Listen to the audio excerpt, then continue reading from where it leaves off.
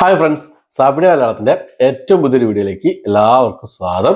ഇന്ന് അവിടെ വന്നിരിക്കുന്നത് രണ്ട് സിനിമകൾ നിങ്ങൾക്ക് പരിചയപ്പെടുത്താൻ വേണ്ടിയിട്ടാണ്. ഒന്ന് കഴിഞ്ഞ ദിവസം OTT റിലീസ് ചെയ്ത സിനിമയാണ്, ഒന്ന് കഴിഞ്ഞ ദിവസം തിയേറ്ററിൽ റിലീസ് ചെയ്ത സിനിമയാണ്. രണ്ട് ത്രില്ലർ മൂവീസ് ആണ്. ഏതൊക്കെ സിനിമകളാണ് നമുക്ക്. അതിൽ ഒന്നാമത്തെ സിനിമ എന്നുള്ളത് നമ്മുടെ ഷാജി കൈലാസിന്റെ സംവിധാനത്തിൽ ഭാവന പ്രധാന വേഷം കൈകാര്യം ചെയ്ത ഒരു ഹൊറർ മിസ്റ്ററി ഇൻവെസ്റ്റിഗേഷൻ ത്രില്ലർ വിഭാഗത്തിൽപ്പെടുന്ന സിനിമയായിരുന്നു ഹണ്ട് എന്ന് പറഞ്ഞ സിനിമ. ഈ ഒരു സിനിമയെ കുറിച്ച് നോക്കാം ആദ്യം തന്നെ. ഹണ്ട് എന്ന് പറഞ്ഞ സിനിമ മനോരമാക്സിലാണ് ഇപ്പോൾ OTT റിലീസ് ചെയ്തിരിക്കുക. തിയേറ്ററിൽ പരാജയപ്പെട്ട സിനിമയാണ്.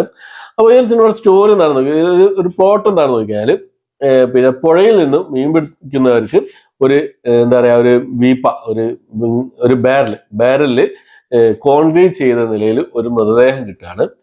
അതിനെ തുടർന്നുണ്ടാകുന്ന അതാരാണ്, എങ്ങനെയാണ് ഇവരെ കൊന്നത് എന്നുള്ള കാര്യങ്ങളൊക്കെ ഇൻവെസ്റ്റിഗേഷനാണ് പിന്നീട് കാണിക്കുന്നത്. അതിനിടയിൽ കുറച്ച് ഹൊറർ എലമെന്റും കാര്യങ്ങളൊക്കെ വരുന്നുണ്ട്. എങ്ങനെയെന്നുള്ളതാണ്, എന്തൊക്കെയാന്നുള്ളതാണ്, ആരാണ് കൊലപാതകി, ആരാണ്, എന്താണ് അവിടെ സംഭവിച്ചത് എന്നുള്ള കാര്യങ്ങളൊക്കെ കാണിച്ചു തരുന്ന ഒരു സിനിമയാണ്.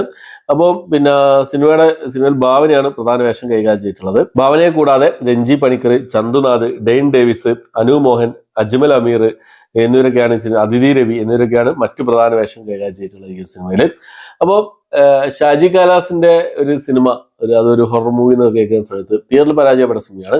എന്നാലും എന്തെങ്കിലും ഒരു സംഭവം ഉണ്ടാവുന്നുള്ള പ്രതീക്ഷയിലാണ് സിനിമ കണ്ടത്. പലരും പല നെഗറ്റീവ് കമന്റുകളും കാര്യങ്ങളൊക്കെ, നെഗറ്റീവ് റിവ്യൂസ് കാര്യങ്ങളൊക്കെ ആയിരുന്നു. എന്നാലും എന്തെങ്കിലും ഒരു സംഭവം കാണാൻ ഉണ്ടാവുന്നുള്ള ഒരു പ്രതീക്ഷയിലായിരുന്നു സിനിമ കണ്ടത്. അപ്പോൾ സിനിമ കണ്ട സമയത്ത് ഈ ഒരു സിനിമയുടെ സ്റ്റോറി എന്നുള്ളത് ഔട്ട്ഡേറ്റഡ് ആയിരുന്നു. തിരക്കഥ എന്നുള്ളത് ഒരു ഔട്ട്ഡേറ്റഡ് ആയിട്ടുള്ള ഒരു സ്റ്റോറി ആയിരുന്നു എന്നുള്ളതാണ് എനിക്ക് പറയാനുള്ളത്. ഒന്നുകൂടി നന്നാക്കാമായിരുന്നു, തിരക്കഥ ഒന്നുകൂടി നന്നാക്കാമായിരുന്നു. ഈ ഒരു ഹൊറർ, പ്രേത സംഭവങ്ങളും കാര്യങ്ങളൊക്കെ പക്ക ക്ലീശേ സംഭവമായിരുന്നു എന്നുള്ളതാണ്. മറ്റ് ഇൻവെസ്റ്റിഗേഷൻ ഒരു സൈഡിൽ കൂടെ പോകുന്നുണ്ട്, വേറെ മറ്റൊരു സൈഡിൽ കൂടെ ഒരു ഹൊറർ സംഭവം കാര്യങ്ങളൊക്കെ ഒരു സൈഡിൽ കൂടെ പോകുന്നുണ്ട്. അപ്പോൾ പക്ക ക്ലീശ ആയിരുന്നു എന്നുള്ളതാണ്. ടെക്നിക്കൽ ക്യാമറ, ഷാജി കൈലാസിന്റെ സിനിമ എന്നുള്ളത് ക്യാമറ വർക്ക് കാര്യങ്ങളൊക്കെ കിടലായിരിക്കും, സൂപ്പറായി. ആ ഒരു വിഷ്വൽസ്, ക്യാമറ, ആ ഒരു ഏംഗിൾ സംഭവം കാര്യങ്ങളൊക്കെ അടിപൊളിയായിരുന്നു. പിന്നെ സൗണ്ട് മിക്സിങ് കാര്യങ്ങളൊക്കെ നന്നായിരുന്നു.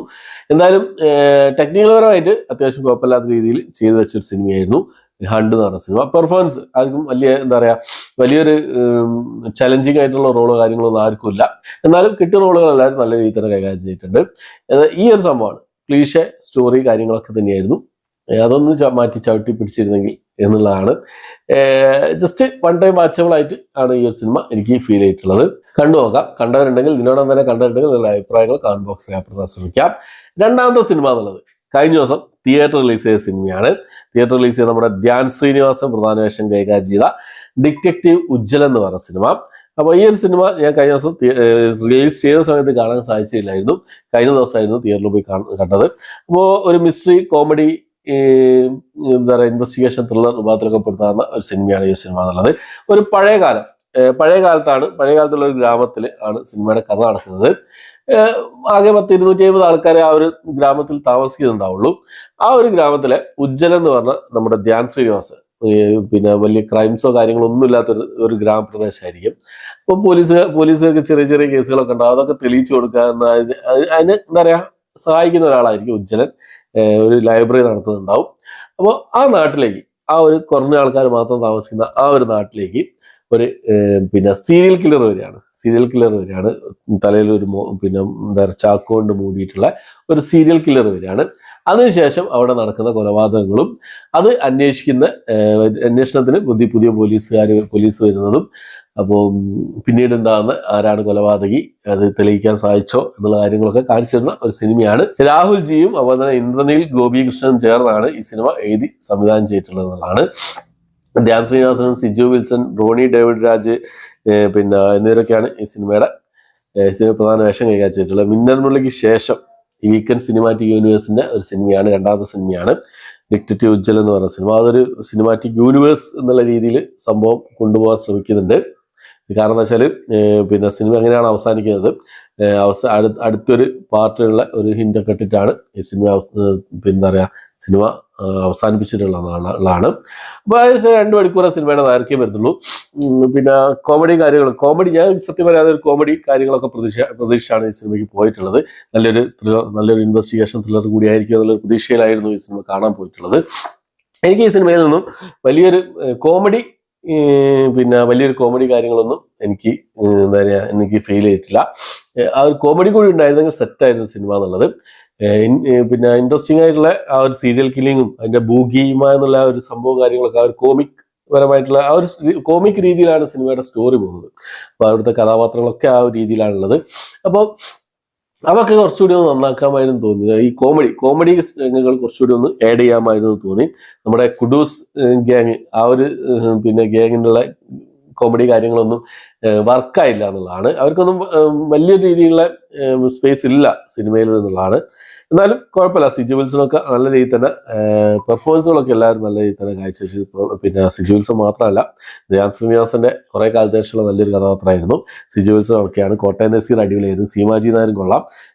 പിന്നുള്ളത് പിന്നെന്താ റോണി ഡേവിഡ് രാജിന്റെ കഥാപാത്രം കിടിലായിരുന്നു കേട്ടോ. പോലീസ് ഓഫീസറായിട്ട് സൂപ്പറായി. നല്ല അദ്ദേഹത്തിന്റെ ഒരു കഥാപാത്രം നല്ലൊരു കോമഡി കാര്യങ്ങളൊക്കെ ഉണ്ടായിരുന്നതാണ്. പിന്നെ അമീന് വലിയൊരു കോമഡി ഉള്ള സംഭവം ഇല്ല എന്നുള്ളതാണ്. പിന്നെ അന്തിക്കുരുടൻ എന്ന് പറഞ്ഞൊരു കഥാപാത്രം ചെയ്ത നിഹാൽ നിസാം അത്യാവശ്യം കോമഡി കൈകാര്യം ചെയ്യുന്ന അവനായിരുന്നു.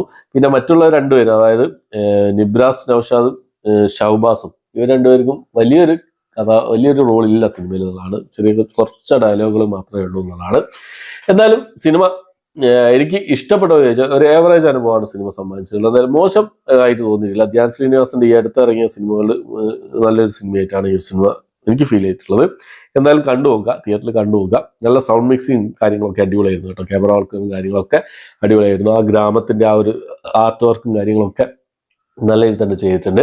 എന്നാലും ഒന്നുകൂടി ഒന്ന് എന്താ പറയാ, കുറച്ചുകൂടി ഒരു ആ ഒരു സ്റ്റോറി, ആ ഒരു തിരക്കഥയിൽ ഒന്നുകൂടി ഒന്ന് കുറച്ച് കാര്യങ്ങളൊക്കെ മെച്ചപ്പെടുത്തി കുറച്ചുകൂടി വർക്ക് ആവുന്ന രീതിയിലുള്ള കോമഡി കാര്യങ്ങളൊക്കെ ഒന്ന് ആഡ് ചെയ്തിരുന്നെങ്കിൽ കുറച്ചുകൂടി ഒരു രസം ഉണ്ടാകുമായിരുന്നു തോന്നുന്നു. എൻ്റെ മാത്രം ഒപ്പീനിയനാണ് കേട്ടോ.